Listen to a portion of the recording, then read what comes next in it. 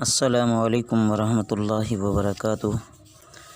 بسم اللہ الرحمن الرحیم۔ عزیز طلبہ،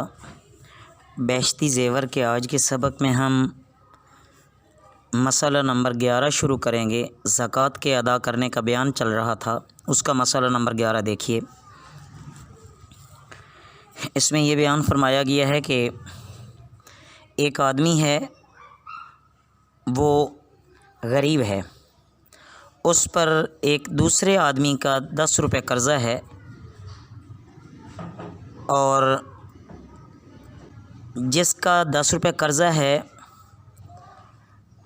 اس کے مال کی زکوٰۃ بھی 10 روپے یا اس سے کچھ زیادہ ہے، تو اس کو اپنے قرضے میں زکوٰۃ کی نیت سے کہنا کہ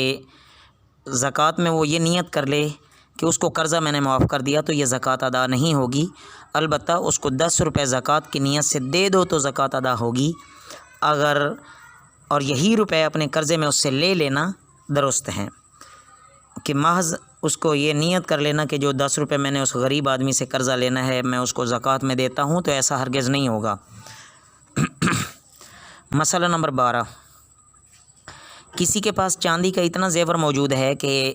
اگر اس کا حساب لگایا جائے تو 3 تولہ چاندی زکوٰۃ بنتی ہے، تو بازار میں 3 تولہ چاندی 2 روپے کی مثلاً بکتی ہے، تو زکوٰۃ میں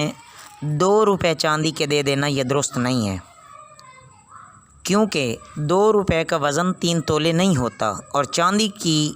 زکوٰۃ میں جب چاندی دی جائے گی تو وزن کا اعتبار ہوگا، قیمت کا اعتبار نہیں ہوگا۔ ہاں، اس صورت میں اگر 2 روپے کا سونا خرید کر یا 2 روپے کے پیسے یا 2 روپے کی ریزگاری یا 2 روپے کا کپڑا یا کوئی اور چیز اس طرح خرید لی جائے، یا خود وہی 3 تولہ جو چاندی زکوٰۃ بنتی ہے وہی دے دی جائے تو یہ درست ہو جائے گی، یہ زکوٰۃ ٹھیک ہے۔ مسئلہ نمبر 13۔ زکوٰۃ خود نہیں نکالی، یعنی جو زکوٰۃ کے پیسے بنتے تھے وہ خود نہیں دیے بلکہ کسی اور کو دے دیے کہ تم یہ کسی کو دے دینا، تو یہ بھی جائز ہے۔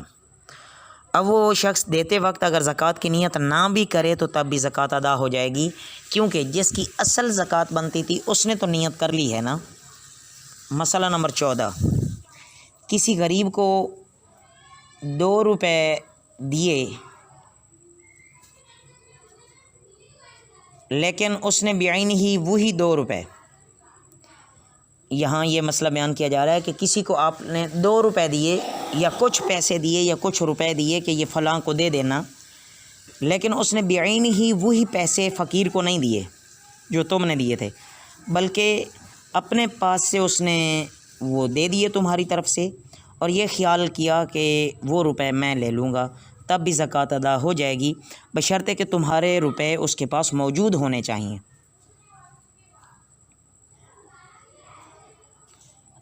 البتہ اگر تمہارے دیے ہوئے روپے اس نے پہلے خرچ کر دیے، اس کے بعد اپنے روپے غریب کو دیتا ہے تو زکوٰۃ ادا نہیں ہوگی، یا تمہارے روپے اس کے پاس رکھے تو ہیں لیکن اپنے روپے دیتے وقت یہ نیت نہ تھی کہ وہ روپے میں لے لوں گا، تب بھی زکوٰۃ ادا نہیں ہوگی، اب وہ دونوں روپے پھر زکوٰۃ میں دے۔ تو یہ مسئلہ سمجھ آ گیا آپ کو عزیز طلبہ، کہ اگر اس کے پاس وہ پیسے موجود ہیں، بس اس کو یہ نیت کر لینی چاہیے کہ اگر وہ اور پیسے اپنی طرف سے دیتا ہے تو جو پیسے اصل جس پر زکوٰۃ واجب تھی، جو پیسے اس نے دیے ہیں، اتنی نیت ضرور کر لے کہ وہ میں لے لوں گا، تو یہ ٹھیک ہو جائے گا۔ مسئلہ نمبر 15۔ اس میں یہ مسئلہ بیان کیا گیا ہے کہ اگر تم نے کسی کو یہ پیسے نہیں دیے، روپے نہیں دیے، لیکن صرف اتنا کہہ دیا ہے کہ ہماری طرف سے زکوٰۃ دے دینا،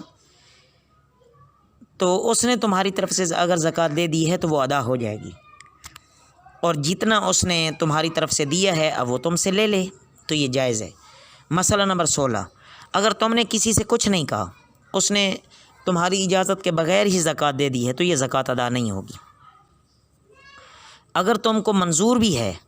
پھر بھی درست نہیں ہے، اور جتنا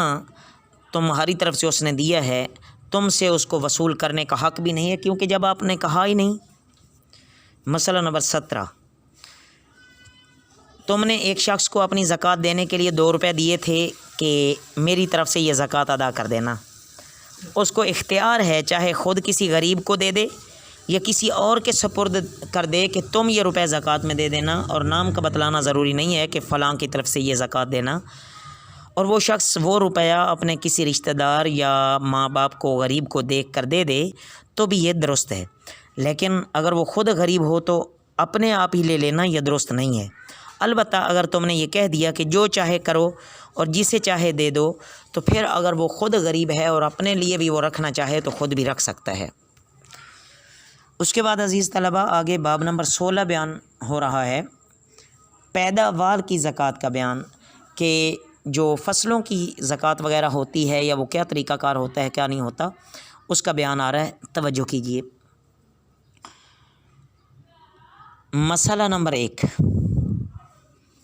ایک شہر ایسا ہے کہ وہ کافروں کے قبضے میں تھا،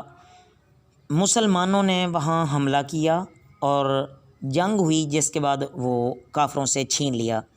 وہاں دین اسلام پھیل گیا، تو اب مسلمان بادشاہ نے کافروں سے لے کر شہر کی ساری زمین مسلمانوں میں تقسیم کر دی، تو ایسی زمین کو عشری زمین کہتے ہیں شریعت میں۔ اگر اس شہر کے رہنے والے لوگ سب کے سب اپنی خوشی سے مسلمان ہو گئے، لڑنے کی ضرورت ہی نہیں پڑی، تب بھی یہ ساری کی ساری زمین عشری کہلائے گی، اور عرب کے ملک کی بھی ساری زمین عشری ہی ہے۔ عشری وہ زمین کہلاتی ہے جس میں عشر واجب ہوتا ہے، وہ آگے مسائل آئیں گے تو وہاں یہ بات مزید واضح ہو جائے گی کہ عشر کیا ہوتا ہے، کتنا ہوتا ہے وغیرہ۔ آگے دیکھیے مسئلہ نمبر 2، اگر کسی کے باپ دادے سے عشری زمین چلی آ رہی تھی یا کسی ایسے مسلمان سے خریدی جس کے پاس اسی طرح چلی آ رہی تھی کہ اس میں عشری تھا، تو جو اس ایسی زمین میں جو کچھ پیدا ہوا اس میں بھی زکوٰۃ واجب ہے۔ اور طریقہ اس کا وہی ہے کہ اگر کھیت کو بارش وغیرہ کے پانی سے سیرابی ہوتی ہے یا ندی اور دریا کے کنارے پر ترائی وغیرہ اس کو پہنچ جاتی ہے، یعنی بغیر پانی لگائے وہ کھیتی پیدا ہوتی ہے، تو اس کا 10واں حصہ خیرات کرنا واجب ہوتا ہے، یعنی 10 من میں سے 1 من، 10 سیر میں سے 1 سیر۔ اور اگر کھیت کو کوئی اپنا جیسے آج کل ٹیوب ویل ہیں اس طرح کی کوئی چیز چلا کر یا کسی اور طریقے سے اس کو سینچا جاتا ہے، پانی لگایا جاتا ہے، تو پھر پیداوار کا 20واں حصہ خیرات کرنا پڑتا ہے،